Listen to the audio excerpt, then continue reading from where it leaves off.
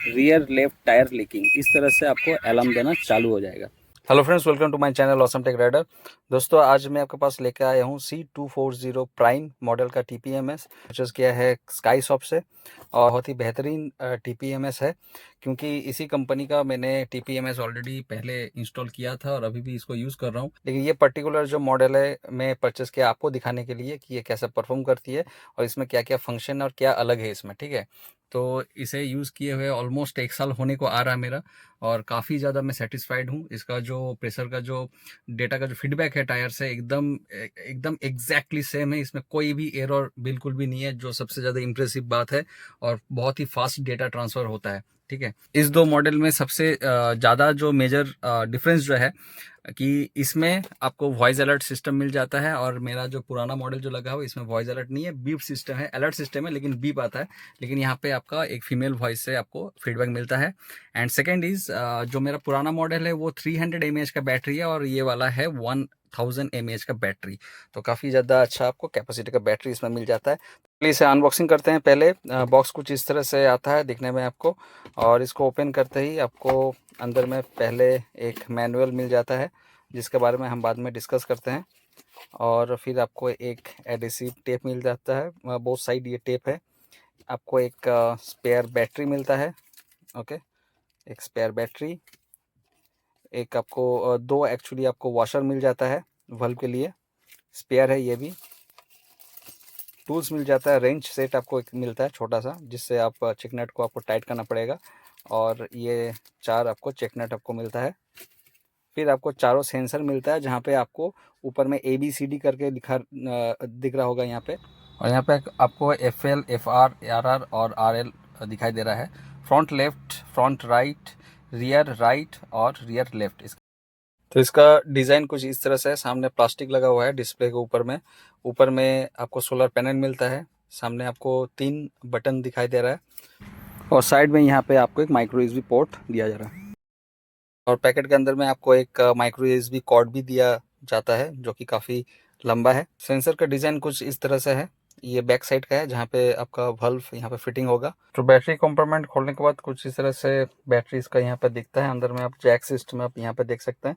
और जैसे कि पहले बताया, ये 1000 mAh का है, तो अच्छा कैपेसिटी आपको मिल जाता है, और इसको रिप्लेस करना बहुत ही आसान है। सेंसर का अगर बैटरी रिप्लेस करना चाहते हैं तो बहुत इजी प्रोसीडियर है। ये जो नॉब है सामने आपको पुल करना पड़ेगा, यहाँ पे नाखून डाल के ये सामने वाला जो कैप है ये खुल जाएगी कुछ इस तरह से। जो रेंच दिया गया है, जो रिंग साइड है, उसको आपको यहाँ पे ऐसे फंसाना है और एंटी क्लॉकवाइज इसको घुमाना है, ठीक है।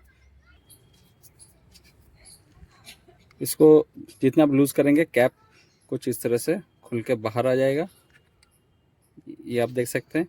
सिंपली बैटरी को आपको पुश करके निकालना है, और नया बैटरी आपको यहाँ पे डालना है। दैट्स इट, बहुत ही सिंपल है। तो सेंसर को इंस्टॉल करने से पहले आपको जो डिवाइस है उसको ऑन करना है। ऑन करने के लिए जो माइनस बटन है आपको लॉन्ग प्रेस करना है, कुछ इस तरह से, ठीक है। और आपको इनिशियली यहाँ पे कोई भी वैल्यू दिखाई नहीं देगा, ठीक है। अब सेंसर को हम टायर में इंस्टॉल करते हैं, लेकिन उसके पहले तो चलिए पहले देख लेते हैं इसका प्रेशर कितना है। ओके, मेरा यहाँ पे 33.1 दिखा रहा है। और ये जो चेकनेट आप देख रहे हैं, पहले आपको यहाँ पे इंस्टॉल करना पड़ेगा, लेकिन ज़रूरी नहीं है कि आप इसको यूज़ करें। अगर मान लीजिए आपको ऐसा कुछ डर है कि जहाँ पे चोरी हो सकता है ये डिवाइस, उसके लिए चेकनेट दिया जाता है, ताकि आप एंटी क्लॉक घुमा के इस डिवाइस को अच्छे से लॉक कर दें। नहीं तो कोई मैंडेटरी नहीं है कि आप इसको यूज़ करें। अगर आप इस डिवाइस को यहाँ पे थ्रेड में फुल टाइट करते हैं तो ये निकलने वाला बिल्कुल भी नहीं है, इसलिए कोई डरने का बात नहीं है। तो मैं ये चेकनेट यहाँ पर लगा देता हूँ, और ये यूनिवर्सल इसका साइज़ रहता है। किसी भी टायर का जो वल्व का जो साइज़ रहता है वो सेम रहता है। तो आपको यहाँ पे कुछ इस तरह से अंदर डाल देना है। तो मैं यहाँ पे फ्रंट राइट को इंस्टॉल कर रहा हूँ, और यहाँ पे आपको दिखा देता हूँ। कोई भी डिस्प्ले में अभी कुछ भी नहीं दिखाई दे रहा है, ठीक है। तो अभी मैं इसको टाइट करता हूँ।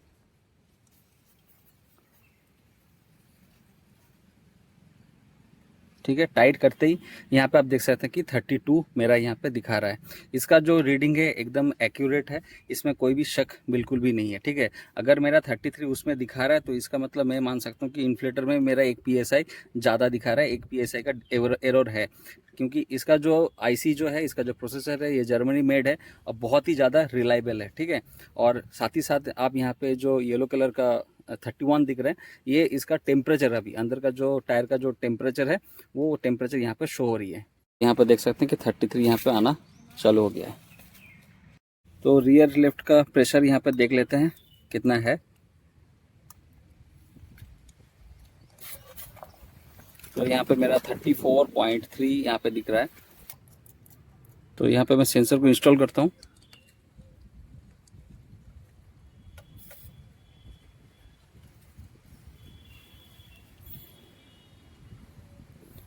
और इंस्टॉल करने के बाद यहाँ पे आप देख सकते हैं कि 33 PSI यहाँ पे मेरा दिखा रहा है।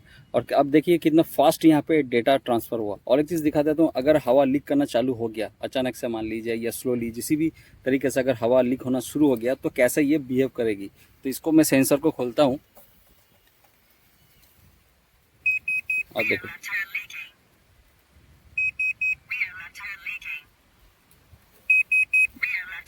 रियर लेफ्ट टायर लीकिंग, इस तरह से आपको अलार्म देना चालू हो जाएगा।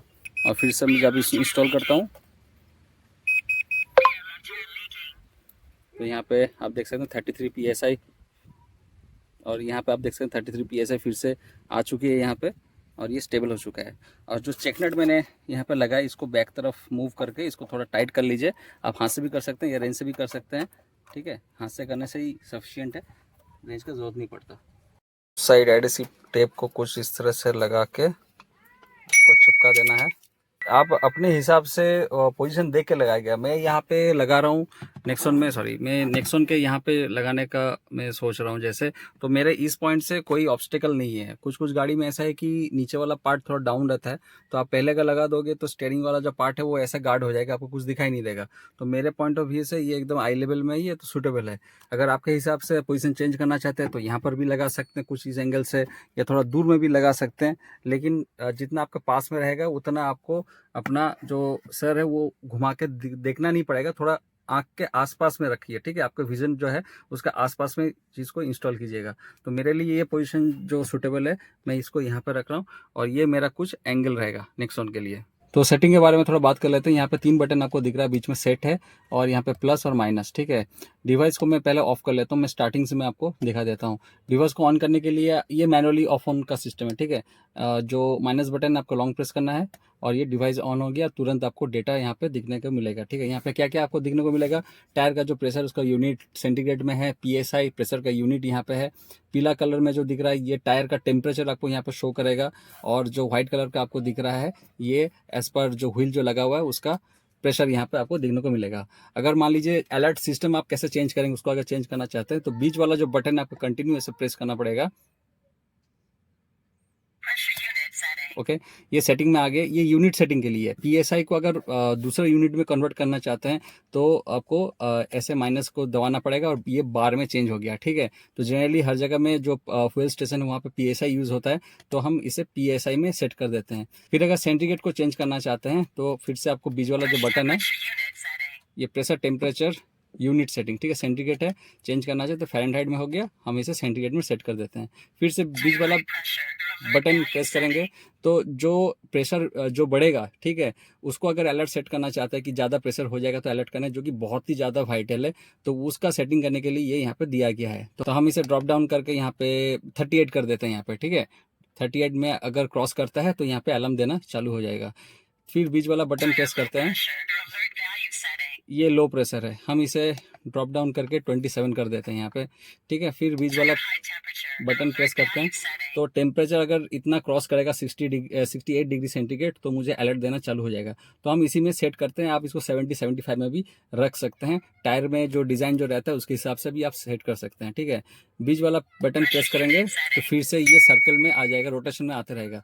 तो यहाँ से इसको सेव करने के लिए बीच वाला जो बटन है आपको लॉन्ग प्रेस करना पड़ेगा, और सेटिंग ओके करके ये जो भी इसका सेटिंग है ये हो गया इसका सेटिंग। इसमें और कुछ भी नहीं है, ठीक है। अगर मान लीजिए आपको पूरा सिस्टम को रीसेट करना है, ठीक है, तो मैं यहाँ पे रीसेट तो नहीं कर रहा हूँ, लेकिन फिर भी आपको बता देता हूँ। जो आपका प्लस और माइनस बटन है आपको अराउंड 10 सेकंड तक पकड़ना पड़ेगा, और जो भी इसका जो सेटिंग है सब ये हट जाएगा, और फिर से ये पेयरिंग मोड में आ जाएगा, ठीक है। तो फिर से जो भी टायर का जो डेटा जो है वो फिर यहाँ पे आने लगेगा।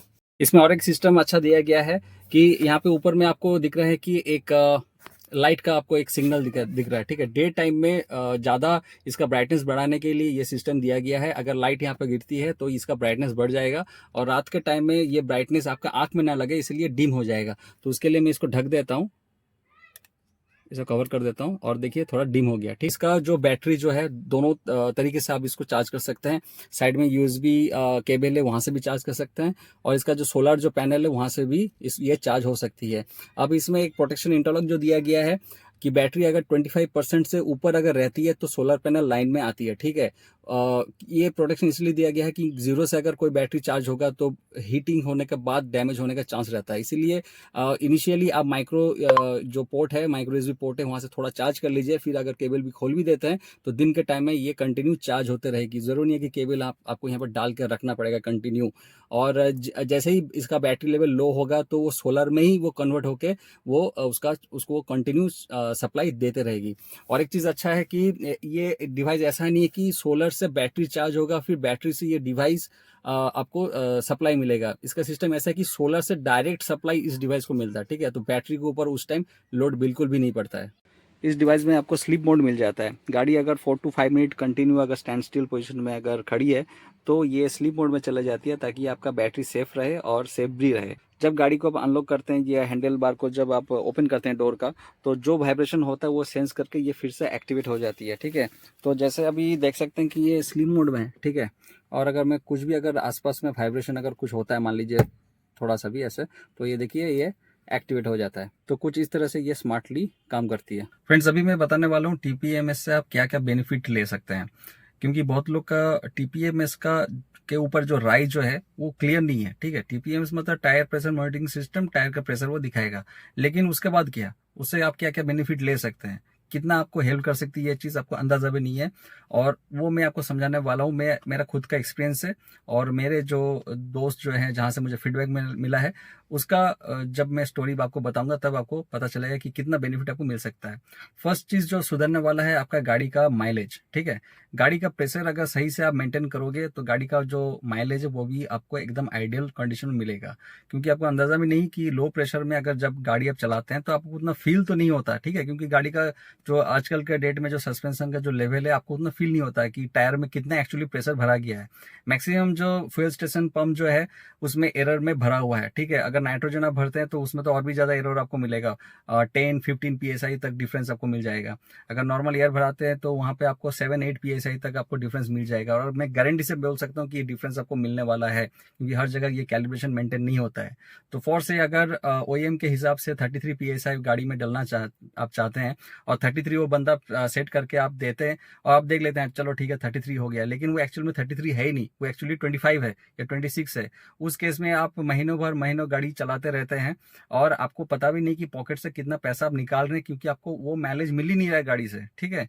तो ये एक फर्स्ट चीज है। सेकंड है कि टायर का जो कंडीशन है वो आपको अच्छा आपको दिखने को मिलेगा, क्योंकि अगर टायर का प्रेशर अगर बहुत लो रहता है तो कॉन्टेक्ट एरिया सरफेस जो है रोड के साथ बहुत ज्यादा बढ़ जाता है, एंड वेयर एंड टियर सबसे ज्यादा रहता है, ठीक। और एक एक्सपीरियंस के बाद बता रहा हूँ कि एक बंदा गया था राजस्थान घूमने के लिए अपने फ्रेंड्स के साथ, अपने फैमिली के साथ।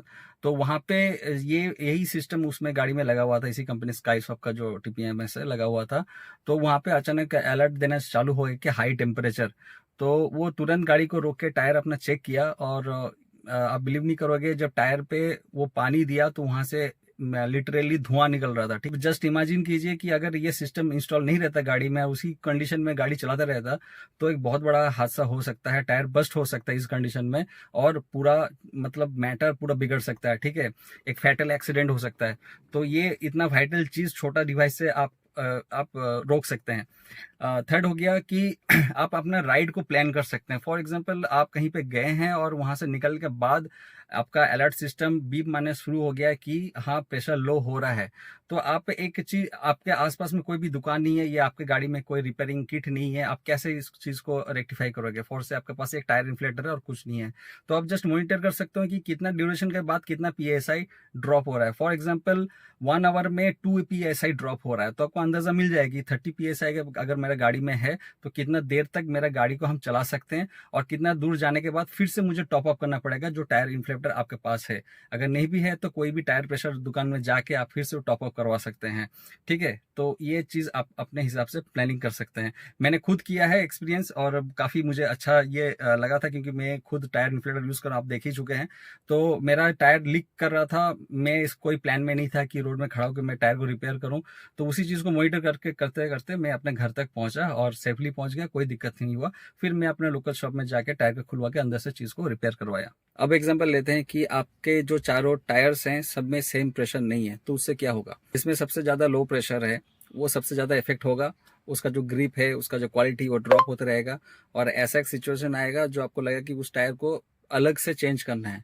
लेकिन जनरली अगर अलग से उसको चेंज करते हैं तो वो भी सही बात नहीं है। चारों टायर्स अगर एक साथ अगर चेंज करते हैं वही सबसे बेस्ट है, क्योंकि टायर का क्वालिटी अगर सब में अलग अलग हो जाता है तो उसमें भी दिक्कत है। एक तो ये बात हो गया। सेकंड है कि जब टायर का जो प्रेशर जो है वो आपको हाई स्पीड में समझ में आता है कि गाड़ी का कंडीशन क्या, स्टेबिलिटी का क्या कंडीशन है। ठीक है, लो स्पीड में आपको समझ में नहीं आता। फिर जब आप सडनली कहीं पे जा रहे हैं और हाई स्पीड जब उठाते हैं, ठीक है, फॉर से more than 90 kilometre per hour, तब जाके आपको समझ में आता है गाड़ी में कि कुछ वेविंग टाइप का हो रहा है, ये कुछ प्रॉब्लम है। तो उस कंडीशन में दिमाग आपका थोड़ा हटता है, कंसंट्रेशन रोड से हटता है और गाड़ी के ऊपर फोकस जाता है कि गाड़ी ऐसा क्यों हिल रहा है, ये वो हो रहा है। तो अगर ये डिवाइस आपके गाड़ी में इंस्टॉल है, टीपीएमएस इंस्टॉल है, तो उससे आप मॉनिटर करके चारों टायर में आप सेम प्रेशर रख सकते हैं, मेंटेन कर सकते हैं, ताकि इस टाइप का प्रॉब्लम जो है आप इन फ्यूचर फेस ना करें। तो आई होप दोस्तों ये वीडियो आपको अच्छा लगा होगा। इस प्रोडक्ट का डेमो जो मैंने दिखाया आपको पसंद आया होगा। इसी टाइप का और भी कार प्रोडक्ट रिव्यू अगर आप देखना चाहते हैं तो प्लीज़ मेरे चैनल को सब्सक्राइब कर लीजिए। Thanks for watching Awesome Tech Rider and keep watching Awesome Tech rider.